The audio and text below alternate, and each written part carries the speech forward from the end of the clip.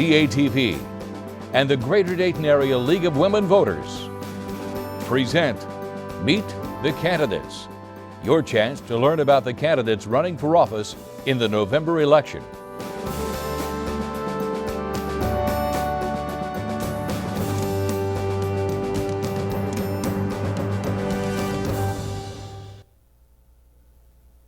Hi, I'm Patty Skilkin. I'm president of the League of Women Voters of the Greater Dayton Area, and I'm here today talking to two candidates who are running for Riverside Mayor, Mike Denning and Bill Flauty. The Riverside Mayor makes $6,000 a year, so clearly these people have a desire to serve. They're not doing it to get rich. Each candidate will have 2 minutes to open up, tell us a little bit about themselves, why they want to be mayor, what they think their qualifications are. Then we'll go to some questions. Each candidate will get the same question and have 2 minutes to answer the question. And at the end, each candidate will get another 2 minutes to make a closing statement. We'll get started now. Mike, I'm going to go to you first with the first question. Why do you want the job? I have spent my adult life in community service, and therefore, to me, being mayor is the pinnacle of community service. I've been in the Riverside JCs. I've worked on I was in the Greater Mad River Township Association. I was president of that for 3 years, and its last thing that it did was turn over all of its funds to the committee to pass the merger. So I was on the merger committee, the commission that came up with the conditions of merger. I was also on the committee to pass the merger, and so therefore it's just, and I've been on city council for 6 years. I was in the Parks and Recreation Commission for 6 or 8 years, and so to me it's just continue my community service to the community. Thank you. Bill, same question. Why do you want the job? Well, I've been mayor for about 5.5 years now, and it's been a pleasure to serve the people of Riverside. It's just something that all of us need to do, is to serve people, as many as we can. I too have been on council for several years and on different committees with the council before being mayor. I was on Health and Safety Commission, Planning Commission, and I'd like to take the city of Riverside outside its borders. I'm big at bringing it outside its borders. I am now secretary of the Ohio Mayors Association. I will soon, if re-elected, I will be the chairman. I am involved in the National League of Cities, and I'm on the Montgomery County Appellation Board. I'm also involved in the St. Vincent de Paul Society, and I was born and raised in a little town called Maria Stein up in Mercer County, Ohio, where I learned how to farm and how to work and how to serve others there. So I have a bachelor's degree from the Wright State University. I have an associate's degree from Sinclair College, and I have a master's degree from Central Michigan University. So I feel that I am qualified to to continue my service to the city as mayor, and I hope that the voters of our great city will give me that privilege again. Thank you. Bill, let's stay with you. What do you think the residents of Riverside are most concerned about right now? The residents want accountability. They want us to be able to tell them what our needs are and be able to fulfill those needs. Balancing our budget is most important. We have to keep our budget in line, we keep our money in line. They are expecting our streets to be in better shape than what they are, and so we need to continue to make sure that happens. Our police and fire are the best in the region as far as I'm concerned. They want that policeman, they want that fireman to be at their house when they need them. And so that's, I believe, their priorities. And economic development, we need to continue to hold on to the good businesses we have. We have a very strong place there. We have a strong chamber of commerce, and the chamber is working hard, and it's a good chamber. We do lots of good things in the community, so we need to support them in their efforts to keep the businesses that we have and to increase the businesses that in our open spaces. We don't have a lot of open areas in our city, but we are continuing to improve them. We have also purchased 5100 and 5200 Springfield Street. They were up for sale for $11.8 million about in 2008. We bought those buildings for $2.5 million with about $1 million of extra work that needed to be done. Those buildings made us about $500,000 last year, and they were only 55% occupied. Now they're closer to 70 to 75% occupied, making money for our citizens. And so we want to continue that effort. Thank you. Mike, same question. What do you think the residents of Riverside are most concerned about right now? I think I agree with the mayor that but I think the number one thing that they want is communication. They want us to communicate with them. They want for them to be able to communicate with us. They want us to listen to what they want and need, and they want us to take care of that. We need to focus on the basics, which is police, fire, and streets. I agree with the mayor on that our streets, we need to come up with a plan. We need a plan, and we need to work our plan. I'm an engineer at Wright-Patterson Air Force Base, and the one thing, and I work on simulators, and I troubleshoot, and I fix things, and the one thing that we work is, plan your work and work your plan, and that's why we've done the 30-year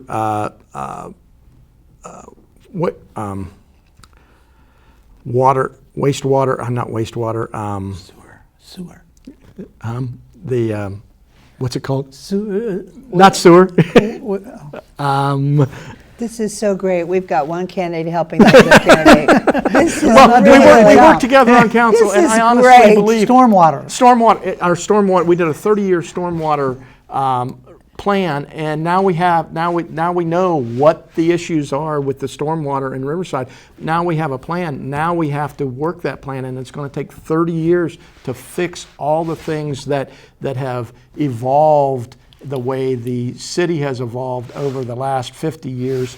We're going to have to take our time and fix those things at the same time as we're keeping up with our streets and keeping our police where they're supposed to be and keeping our fire department where it's supposed to be. And I honestly believe, and let me say this, whether you vote for me for mayor of Riverside, or you vote for Mr. Flouty for Riverside, Riverside is going to win either way. And we need to move forward with all our plans.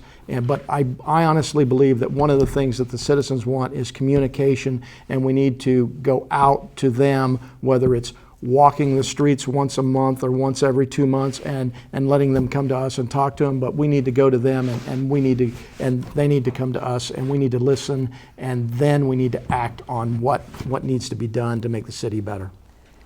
All right, Bill, Mike went over a little bit. Did you notice? That's okay. I heard that buzzer. Okay. You're not tricking me. I heard that buzzer. So you're going to get a little extra time, too. Oh, okay. Thank you. Well, I don't even know. What was the question? Did you already answer the one about? Yes, you did. You did. Okay, we have a new question. Okay. Bill, Yes, ma'am. assuming you're reelected, what would your #1 pet project be?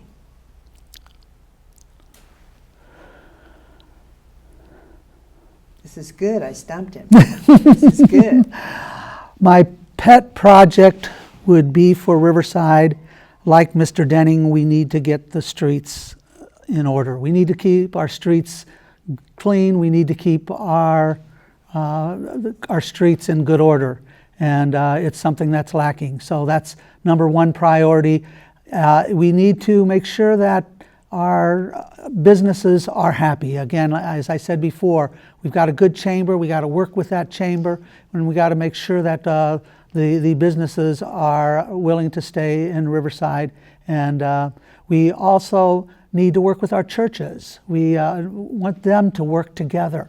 If they can work together and make things happen, it's going to be a good community. And so even if a church takes one zoning violation and adopts it. Just adopt one zoning violation every year. With all our churches in our area, we can have a great, clean community. There's other things we can do for economic development as far as, again, keeping 5100 and 5200 Springfield Street full. We need to keep those buildings full so that we can make up as much as $1 million in that effort. So, and we need to look at the income tax credit that was put into place this year, where we took away some of the credit that we were given to our residents, and we need to look at that. We need to maybe take that out of the equation and ask the residents to maybe increase our income tax. So we are the lowest income tax in Montgomery County. Even if we increase it a little bit, we'll still be the lowest income tax in Montgomery County. So we need to look at taking away that tax credit that that council installed about a year ago, so that we can continue to progress and make more money for the city of Riverside. Thank you. Okay, now let's go back to our 2-minute answers. Mike, if you're elected, what would your pet project be? My pet project would be making our community, our city, a community. We have 7 separate islands in our city, and those. And if you ask someone where they're from, most of the time they're going to tell you, "I'm from Forest Ridge, I'm from Seville, I'm from the Valley Platte area." What we want them to do is say, "I'm from Riverside," and we want them to feel like they're all from Riverside. And the mayor alluded to Hope for Riverside, which is an organization that's bringing all the churches together. And I think this is going to be a spark that starts the fire that makes all those islands one community. And the mayor talked about 6 or 7 different projects, but you ask us for one pet project, and that would be my pet project, is to make Riverside a single community and work for the community, not for the city. Thank you. Mike, I'm going to stick with you. There's been a lot of talk in the papers and at various forums about mergers between cities and the county. How do you feel about that? Do you think the citizens of Riverside would benefit from such a merger? There are positives to that, but I think the biggest is a negative, that most communities would feel that they would lose their independence. We are already working with other communities in collaboration to buy salt and buy fire hose or fire engines and things like that. So I don't see a large positive to merging the cities with the county. I've looked at some of that stuff, and it would take years and years, and I honestly believe that the citizens of Riverside are very independent and very intelligent people, and if that vote comes up, we're going to leave it to them to make that decision. I don't think that that's a decision that we as city council or mayor should make. I think it's up to the citizens, and if somebody can come up with a reasonable plan. I know that merging the township and the village worked very well for us, but I'm afraid that we as the city of Riverside would lose a lot of our independence if we merged with the county. Thank you. Bill, what do you feel about that? I agree with Mr. Denning on many of his points, that there would be something would be lost. I was more in favor of it in the last, up to about the last 6 months. The last 6 months, the city of Riverside was doing intergovernmental work with other cities. We had our property, we had our trash bill put on our property taxes. That was taken away from us. We had the city of Dayton doing our trash pickup. That was taken away from us. So I went to the county and I said, "County, can you put our trash bill on your water bill like Dayton does, like almost every other city in this state does?" And they said, "No, we don't want to do that." Did you hear what they said? They said they don't want to do that. They don't want to work with us. After that experience, maybe they would get better if we went to regionalism, but they don't want to work with us. Even when we had a problem, a huge problem that we wanted them to help us with, and guess what? They wouldn't help us. Regionalism, if the county's going to have that kind of feeling towards the cities, regionalism will never work, and I will do everything I can in my power to stop that from going forward. Thank you. We're going to give each candidate 2 minutes to wrap it up, close, tell you whatever they want to tell you about themselves or about their desire to hold this office. Bill, we're going to start with you. You have 2 minutes. Great. Thank you very much. And thank you to the League and to the people here at DATV for hosting this forum. We deeply appreciate the fact that we can get our word out there to the folks so that they can make a good decision. Just wanted to say that I have been your mayor for the last 5.5 years. I appreciated that opportunity, and whether it's Mike or I, we both are very much involved in the city. We very much love our city and want to keep moving forward. I am president of JBF Inc., so I have my own company that my wife and I run, and so I know the trials and issues that small governments are involved in. So I too want to improve that as much as I can in our city. I have been married to my wife Jane for 37 years, and we are doing well in Riverside. Riverside has been our home for about 40 years now, and we want to keep that city going because we love our city, and as far as I know, we'll never leave it. So I hope that you will vote for me on November the 3rd, and that we can continue to move this city forward. Thank you. Mike, it's your turn. 2 minutes to talk to the voters. Thank you, Mr. Mayor, for having this conversation with us, and thank you to the League of Women Voters and DATV. I have spent my adult life doing community service. I worked through the JCs and through many, many organizations, and what I would like you to do is vote for me on November 3rd to get me the next step up in the community service area, and I want to listen to your issues and try and help solve the problems. Understand the mayor is just one vote on council, and but we do the best we can with what we have to work with. Thank you. Thank you both. We've been talking today with candidates for mayor of Riverside. I want to remind everybody to please vote November 3rd. It is a right, it is a privilege, and in my opinion, it is a duty. If you have any questions about your polling place or identifications required, you can call the League office. We will be maintaining a hotline for a couple of weeks before Election Day. That number is 228-4041. We usually have all the answers to all your questions, so feel free to call. If you want to check out our website, it's lwvdayton.org. You'll find all sorts of information about us and about the election. And look for the copy of the League of Women Voters Voters Guide. It's something that we publish every election season, and it'll be available in libraries and about 1 million other places starting the week of October 5th. Thank you for being with us, and good night.